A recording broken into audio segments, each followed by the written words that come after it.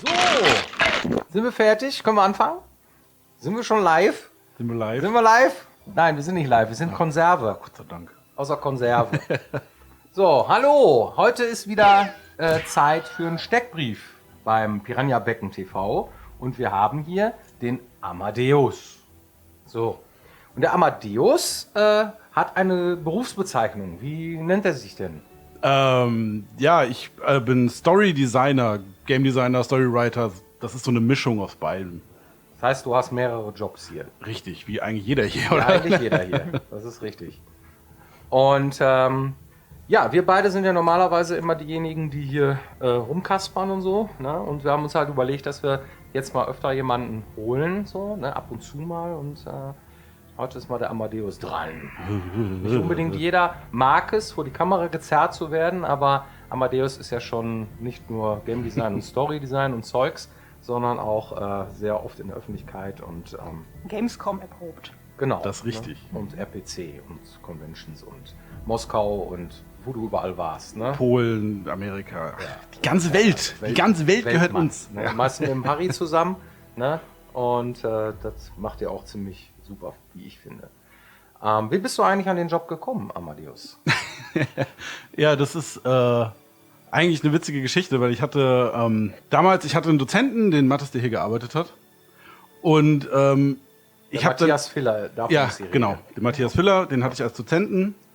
Und ich war irgendwie immer so mein Traum, so Piranha Bytes war halt irgendwie geil. Weil ich habe die Spiele total geliebt und so. Und dann, das ist jetzt 6 Jahre her oder sowas. Ich hatte da in einem Indie-Studio gearbeitet. Und dann dachte ich mir, okay, schreibst du mal auf ganz blöd den Matthias an. Dann habe ich das gemacht und dann hat das echt original, ich glaube, 1 Tag gedauert. Und dann habe ich von dir eine Probeaufgabe bekommen, ohne Bewerbung oder irgendwas.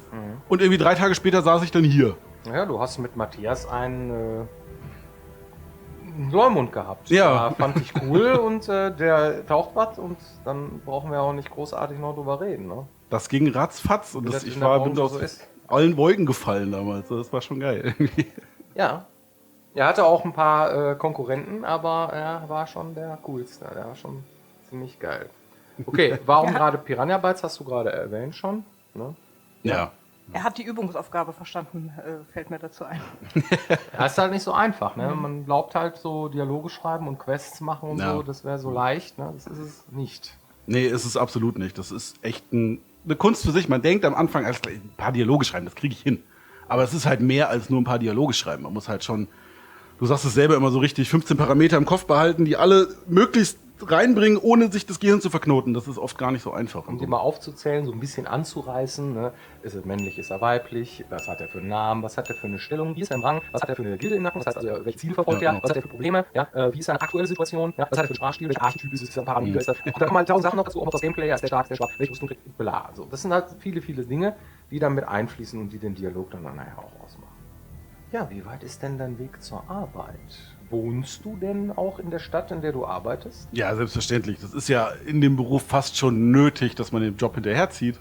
Weil die ganze Branche ist so versprengt über ganz Deutschland. Und deswegen bin ich natürlich hierher gezogen. Ich finde es auch eigentlich relativ geil hier. Mir gefällt es auch in Essen echt gut. Ich meine, ich wohne jetzt seit 6 Jahren hier. Das ist eigentlich echt...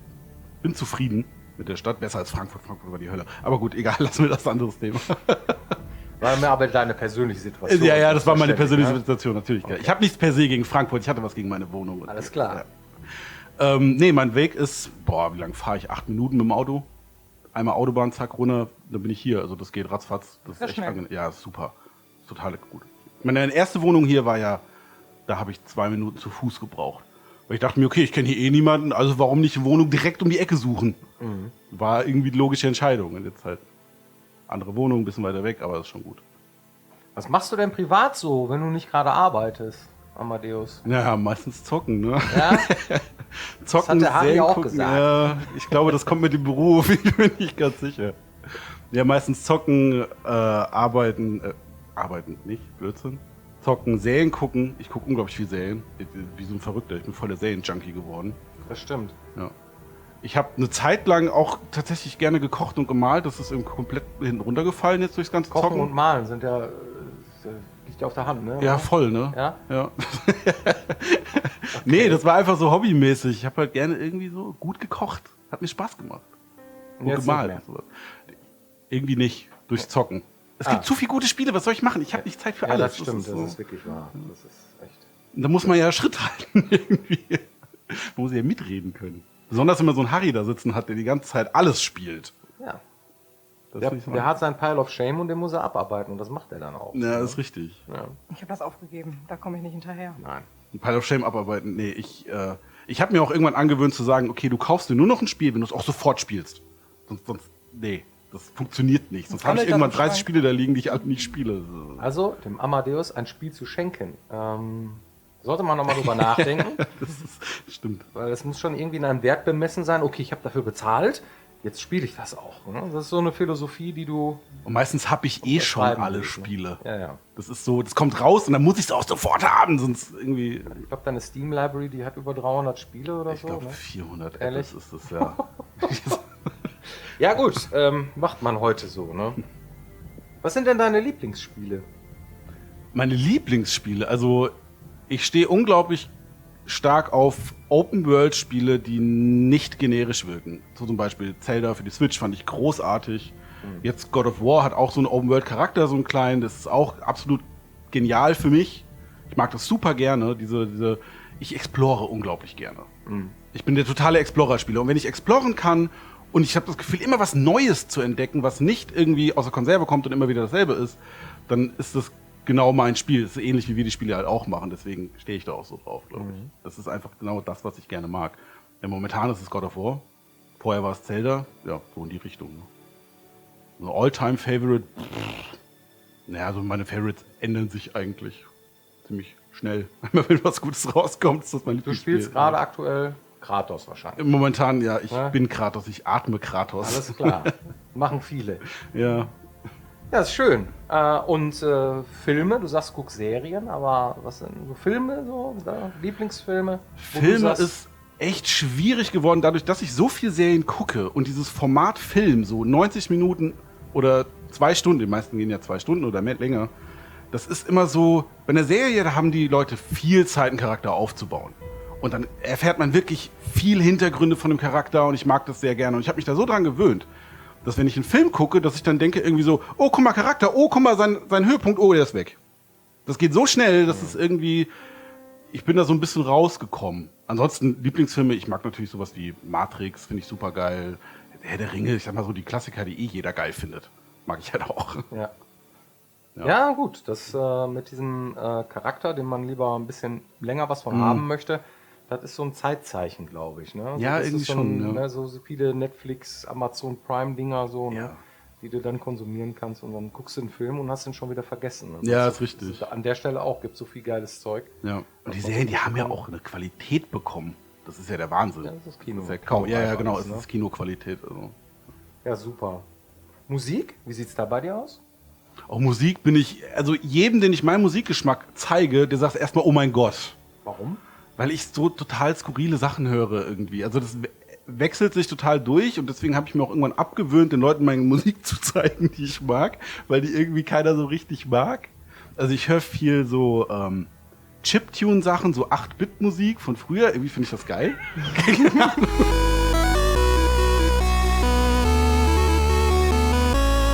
Ja, genau sowas. Ja, ich finde das irgendwie großartig. Dann mag ich sowas wie Infected Mushroom. Das ist so eine Mischung aus Rock und Hört sich schon so bekloppt an. Rock und Elektronik. Ja, ist es auch. Es ist total skurril. Aber ich mag skurrile Musik. Das ist so, was im Radio läuft, damit kann ich nicht viel anfangen. Ja, kommen wir mal zu deinem Betätigungsfeld. Das heißt, jetzt haben wir ein bisschen was über dich persönlich erfahren.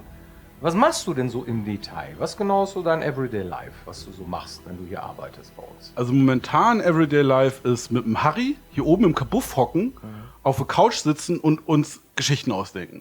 Wir denken uns Geschichten aus über die Gildenaufnahmen, über die Nebenquests, was könnte man da machen? Also wir erstmal quasi das Design machen für das Fleisch in der Welt, für die Geschichten und die Nebenquests in der Welt, damit man an vielen Ecken immer wieder was Spannendes zu entdecken hat.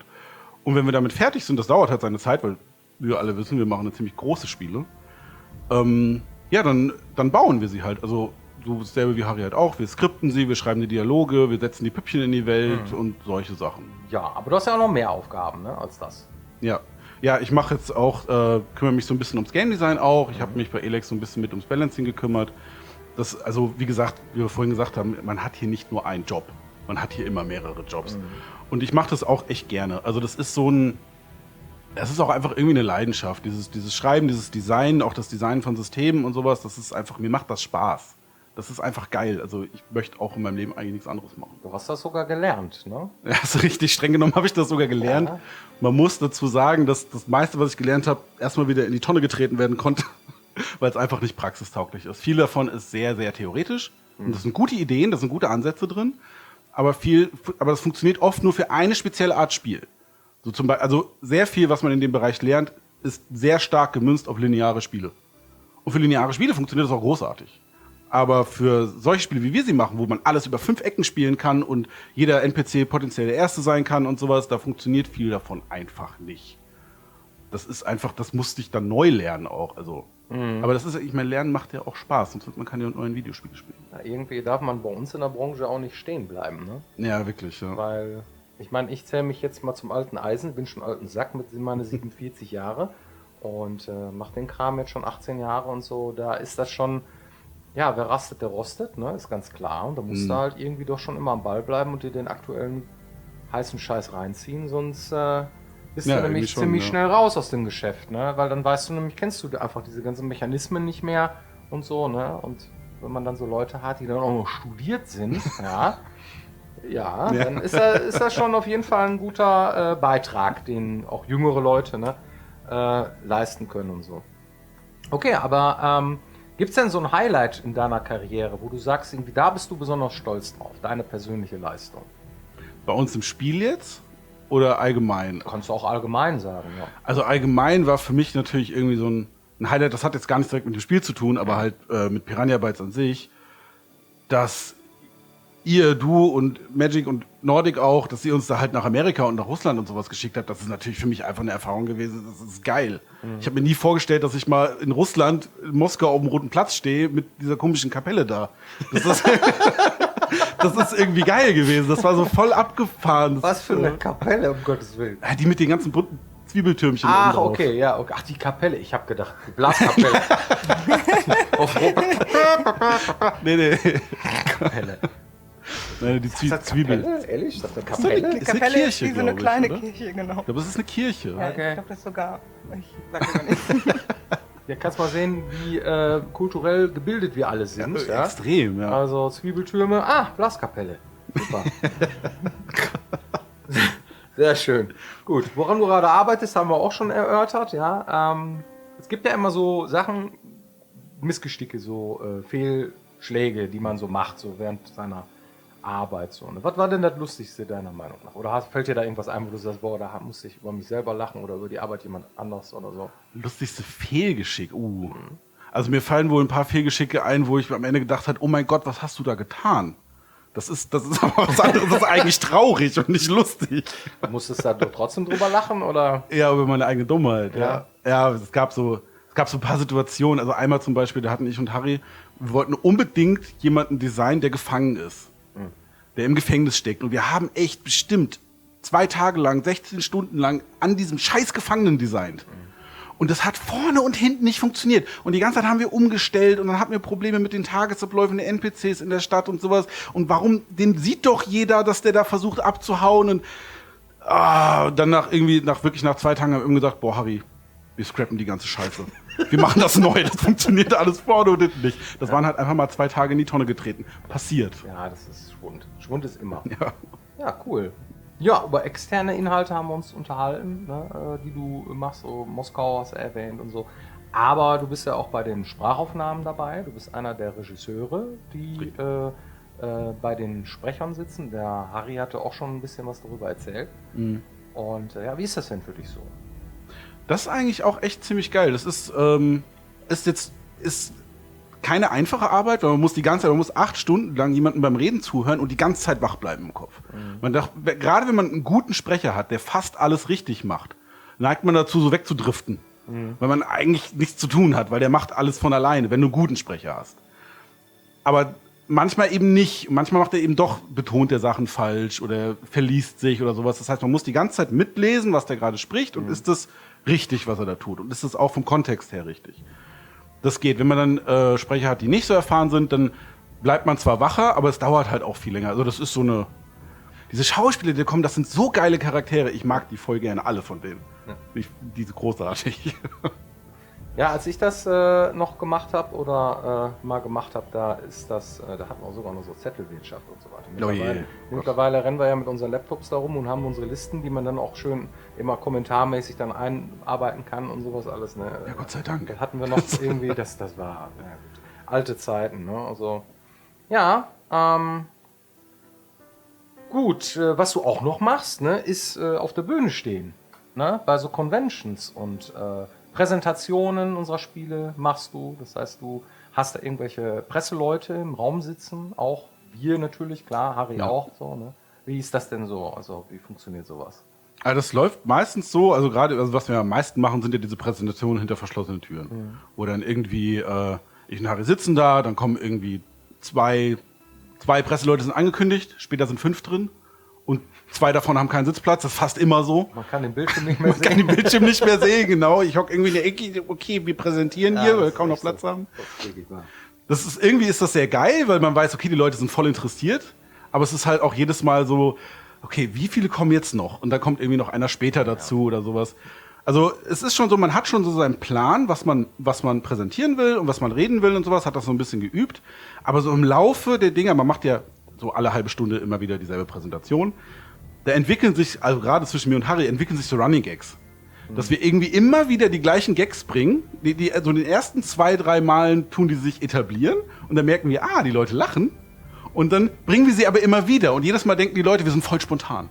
Wir sind überhaupt nicht spontan. Wir haben das die ganze Zeit vorher gemacht. Das ist aber so eine Choreografie, die man nicht lernt, sondern die man vor Ort irgendwie so, das ist so die eine entwickelt Dynamik, sich. weil man macht auch immer wieder dasselbe. Ja. Und man macht immer wieder dasselbe. Und dann irgendwann weiß man gar nicht mehr, war der schon da? Ach nee, komm rein. Ach nee, das kenne ich schon. Ach nee, komm, dann macht man wieder dasselbe. Ja. Das ist stundenlang. Das ist das, was zum Beispiel in der Business Area von so einer Convention oder so läuft. Ne? Und überall in der Welt. Immer auf Englisch, dann Deutsch, hin und her. Wechselt auch immer so. Das sind so Jokes wie irgendwie, keine Ahnung, ich bin der Amadeus und bin Storywriter und Harry stellt sich vor und sagt, ich bin der Harry, ich bin auch Game Designer, ich habe nur einen anderen Namen.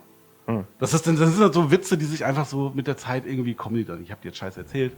Eigentlich ist der witzig. Hast die Pointe versaut, ja, ich habe die Pointe versaut, weil ich falsch gemacht hat, aber gut. Ja, gut. Es ist aber auch nicht so einfach. Ich habe die Erfahrung gemacht, irgendwie, das stellen die Leute sich auch gar nicht so vor. Wenn man da sitzt, den ganzen Tag im Businessbereich und man hat irgendwie fast gar keine Pausen und irgendwann kommt abends so der Vorletzte, dann ist man eigentlich schon total durch. Ja, voll. Das ist voll, ja. Und dann muss man trotzdem irgendwie lachen und freundlich sein und irgendwie Der Trick ist, bei den letzten 1, 2 Präsentationen schon mal 1, 2 Bier intus. Ich wollte es gerade sagen.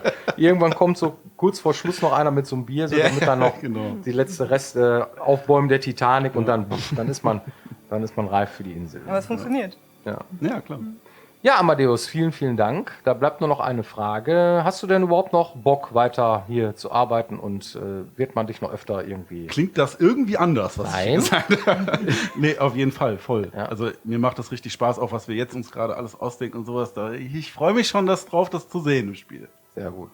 Ja gut, dann gucken wir mal, wenn wir als nächstes auf den heißen Stuhl bringen, irgendwann später mal. Und ja, vielen Dank, Amma. Ne? Bist ein cooler Typ. Danke und euch. Hoffentlich bleibst du uns lange erhalten. Ne? Deine Arbeit ist Gold wert. So, wir sehen uns dann wahrscheinlich nächste Woche oder irgendwann, keine Ahnung. Bleibt uns gewogen, wir bleiben am Ball. Vielen Dank. Ciao. Gut, dann machen wir hier die Soundklappe. Patsch! Hat sich voll gelohnt, das Ding. Super. So, sind wir fertig? Können wir anfangen? Sind wir schon live? Sind wir live? Sind wir live? Nein, wir sind nicht